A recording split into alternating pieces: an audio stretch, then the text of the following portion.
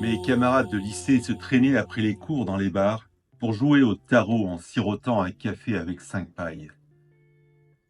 Je note ici que l'on ne rendra jamais assez hommage à tous les patrons de troquet qui acceptent depuis toujours que les boutonneux viennent s'égayer sur leur banquette en exhibant qui sa nouvelle voix, qui ses nouveaux seins, afin de donner leur avis sur tout, mais surtout sur rien. De mon côté, je me précipitais chez moi pour exposer mon acné juvénile aux ondes bénéfiques de la radio du salon. Parce que oui, tous les soirs de la semaine, je soignais les questionnements sans fin de ma mélancolique adolescence. Qui suis-je, où vais-je, y aura-t-il des frites au dîner, à la lumière de mon père en humour, Pierre Desproges, que j'appelle depuis mon enfance Père Desproges. Ces chroniques de la haine ordinaire étaient diffusées chaque soir sur France Inter, à l'époque du Grand Jacques, le mari de Bernadette. La dame des pièces jaunes, oui, le Premier ministre de François Ier, dans cet exercice incongru qu'on appelait la cohabitation. Prions, Mère Nature, ou l'être imaginaire de votre choix, que cela ne se reproduise plus jamais. Je ne pouvais manquer les saillies de cet auteur qui comptait plus pour moi que Rimbaud, Balzac, Lagarde ou Michard. Cela me coûta d'ailleurs un redoublement dont je ne suis pas peu fier, rebelle que je suis. Mais je n'en veux pas à Desproges. Il ne faisait que son métier et il le faisait si bien. Il faut savoir que depuis tout petit, bien avant l'avènement des radios libres et de la fête de la musique, il faisait partie de ma vie. Déjà le dimanche, alors que j'étais minot, taille poussin, après le repas dominical, le dimanche donc, le jour du repos, vous voyez, je me gondolais en famille sur l'absurdité de ses interventions dans une émission de télévision qui s'appelait Le Petit Rapporteur.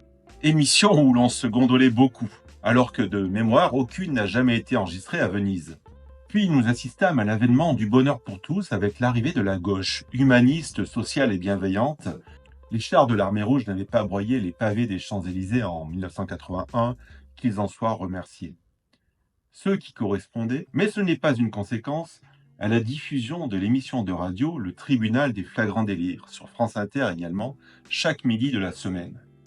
L'apparition de cette pantalonnade radiophonique, où un invité se voyait jugé pour rire, n'était pas une conséquence de l'arrivée du bien au pouvoir, car à cette époque, aussi incroyable que cela puisse paraître aujourd'hui, l'humour d'Inter, comme l'écrit Télérama, n'était pas islamo-gauchiste, comme on dit sur Europe 1, mais plutôt anarcho-libertaire, pour me citer moi-même.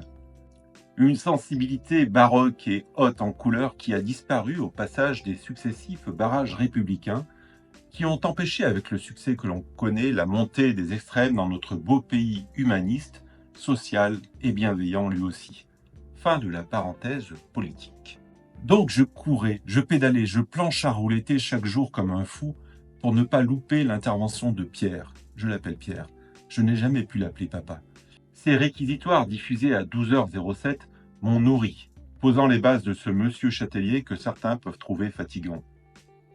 La plume trempée dans le vitriol, doublée d'un numéro quotidien d'équilibriste sur le fil de la langue française, m'enchantait. J'étais subjugué par l'élégante ironie de ce procureur de la République française de théâtre, sous la robe duquel battait un cœur gonflé d'humour.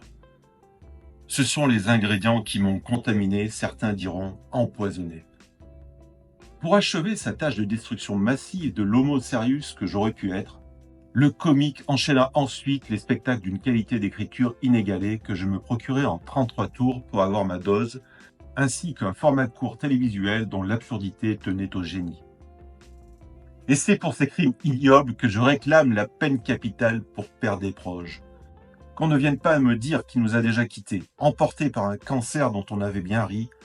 La justice n'accepte aucune excuse quand elle doit accomplir son œuvre.